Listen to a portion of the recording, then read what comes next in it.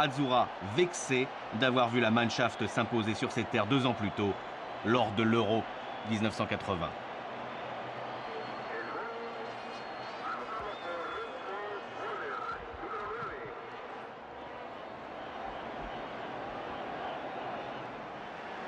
Les champions d'Europe en titre affichent d'entrée leur puissance.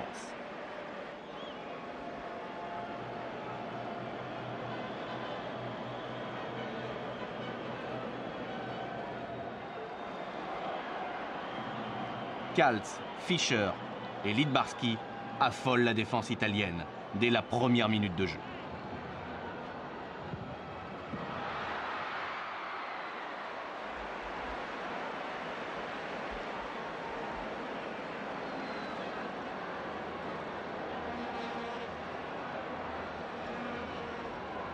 Les Allemands cherchent d'entrer le chaos. Breitner trouve Rummenigge, dont la finition n'est pas à la hauteur de la rapidité d'exécution.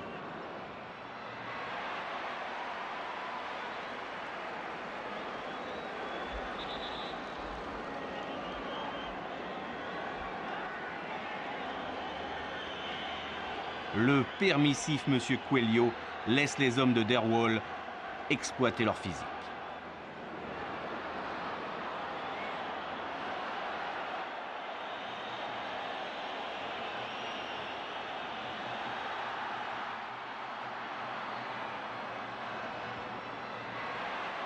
L'Italie est atteinte dans sa chair.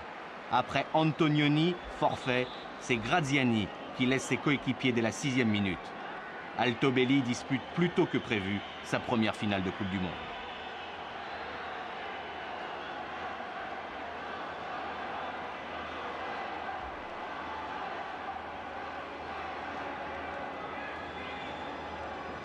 Touchés par la sortie de leur coéquipier florentin, les Italiens veulent ajouter la vengeance à la détresse de Francesco Graziani, écarté trop vite du match suprême.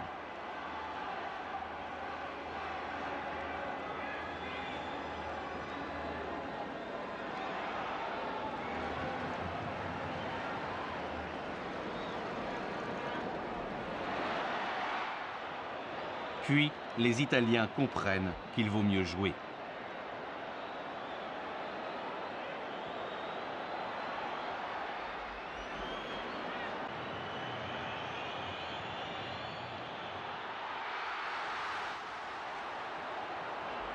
Breitner et ses coéquipiers prennent eux conscience que les Transalpins leur répondront coup pour coup.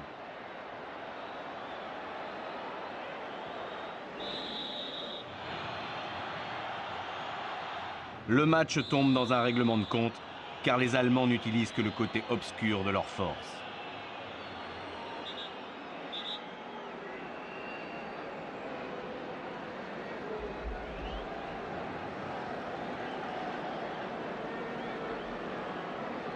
Mais la violence se paie et Hans-Peter Briegel va la prendre à ses dépens.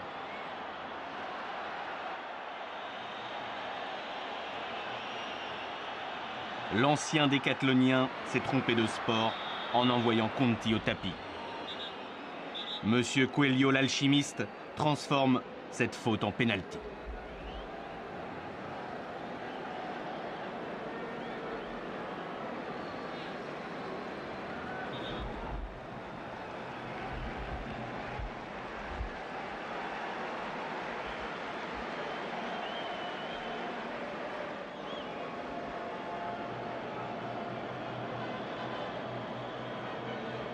C'est une aubaine qui se présente pour l'Italie et Antonio Cabrini.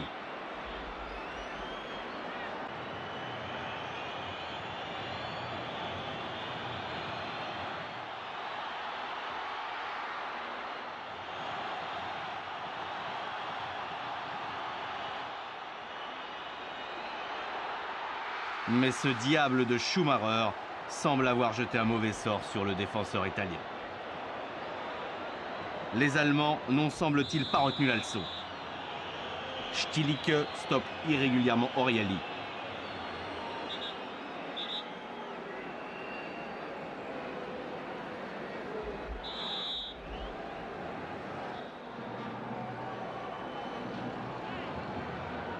Conti le Romain frappe puissamment mais Schumacher est encore en travers de sa route.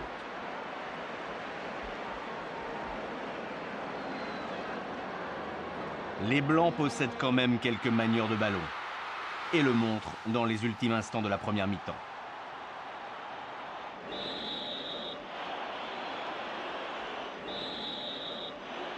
Une pause accompagnée à la fois des vivas et des lazzi de la foule.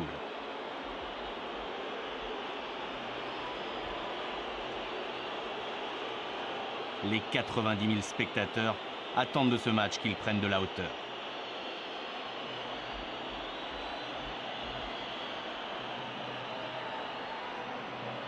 Pelé, en consultant de la télé brésilienne, ne comprend pas. Lui avait déjà fait sauter le verrou italien au bout de 17 minutes lors de la finale 70.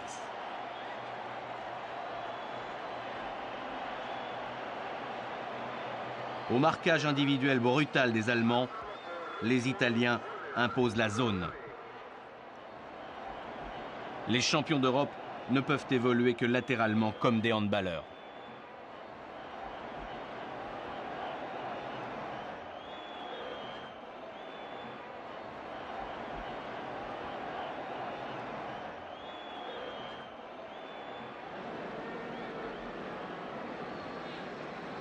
Ils ne parviennent presque jamais à pénétrer dans les 16 mètres de la surface italienne.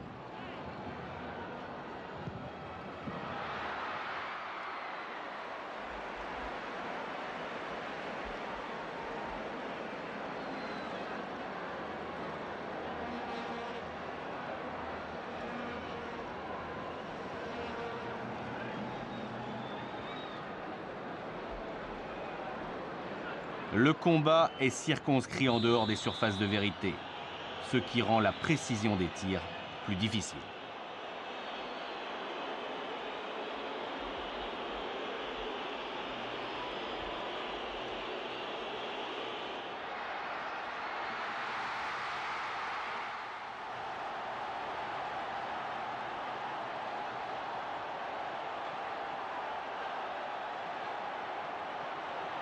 Le spectacle semble condamné dès lors que les attaquants commettent également des fautes.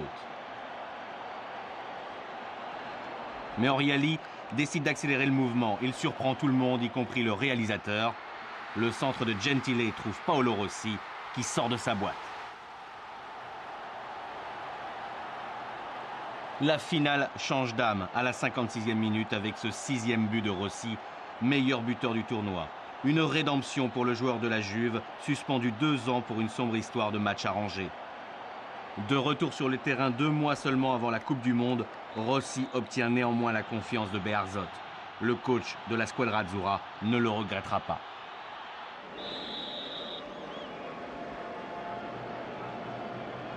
Les Allemands jouent désormais leur va-tout. À l'assaut du but italien, ils finissent par obtenir un bon coup franc.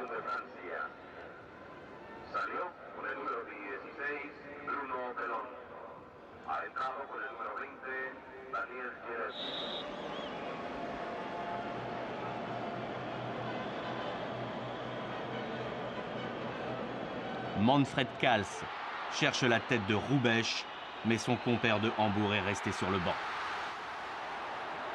La mésentente entre les deux avant-centres Hrubesch et Rummenigge a abouti à la titularisation de l'attaquant du Bayern aux côtés de Fischer. Dino Zoff, lui, maîtrise pour l'instant les velléités des deux garçons.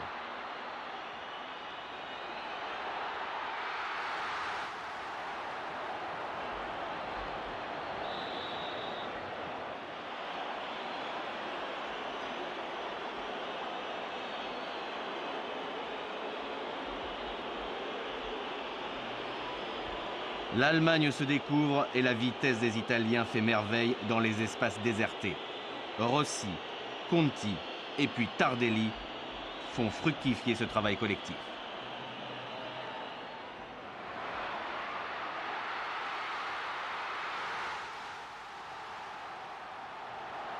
Le joueur de la Juventus, défiguré par la joie, vient de creuser la tombe des Allemands dans ce match. 2-0 pour l'Italie. Il ne reste plus que 20 minutes à jouer.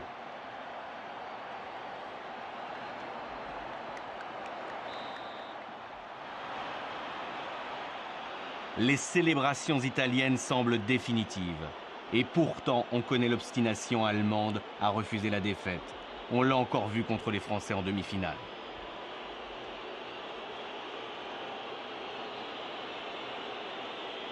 Joop Derwall tente un dernier pari. Hrubesch remplace Dremler et l'Allemagne va finir le match avec 3 attaquants.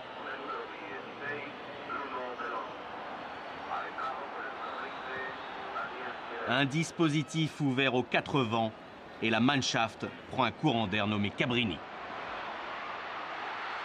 Bernd Förster lui claque la porte au nez.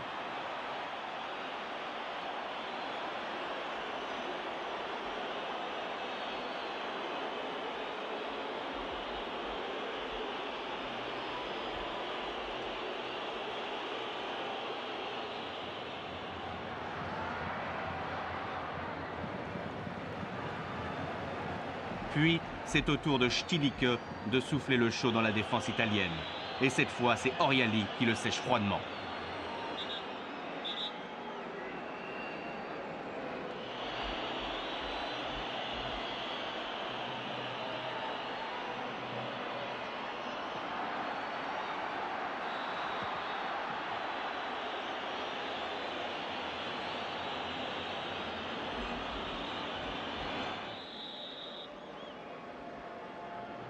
Un Italien encore descendu sur le terrain.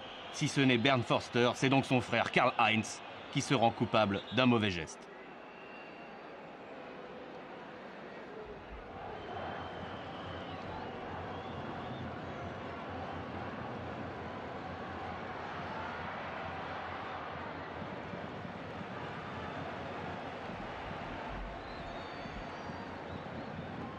Il n'y a guère qu'en attaque que la Mannschaft propose un jeu cohérent.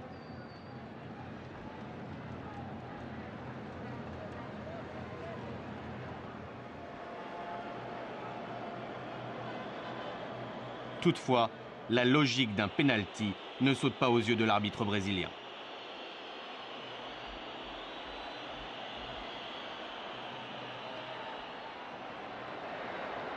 Sur une nouvelle contre-attaque italienne menée par Bruno Conti, c'est Sandro Altobelli qui scelle le sort de cette finale à 9 minutes du terme.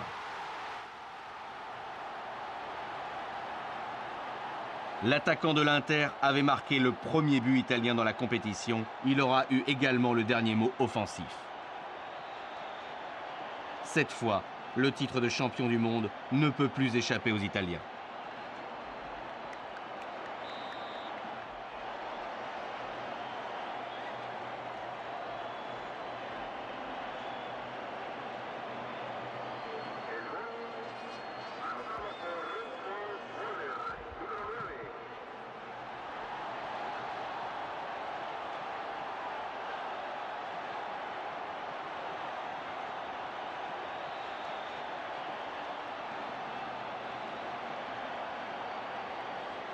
Loin d'être abattus, les Allemands se jettent à corps perdu dans les derniers instants de ce match historique.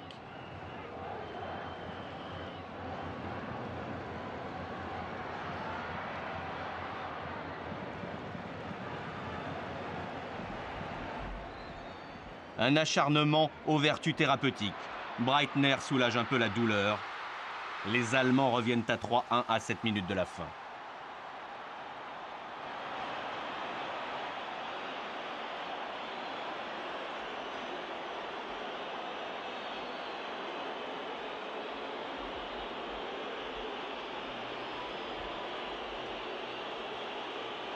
Les hommes de Derwall caressent toujours l'espoir d'un nouveau miracle.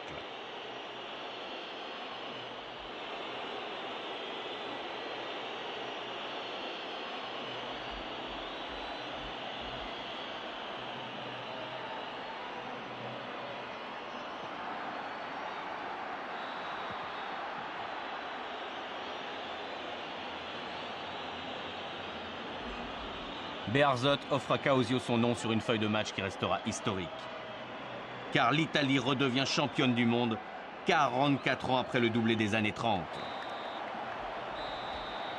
2 titres teintés de fascisme, mais ce sacre espagnol, lui, restera celui de la divine surprise.